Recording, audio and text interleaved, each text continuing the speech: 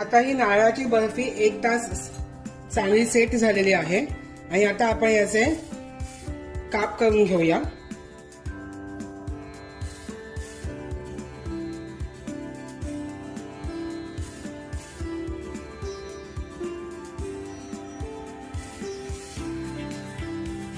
आता तुम्ही इथे पाहू शकता ही बर्फी अगदी सहज रीतीने ते मधनं बाहेर येते आणि चांगली अगदी सेट झालेली आहे।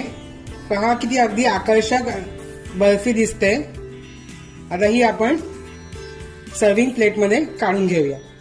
आपली नारळी पौर्णिमा आणि रक्षाबंधन विशेष मावा आणि खोबऱ्याची बर्फी इथे तयार आहे। चला तर मग याचा आता आपण आपल्या आप्तेष्टांबरोबर आस्वाद घेऊया। तर पाहिलं ना खाण्यानं अगदी किती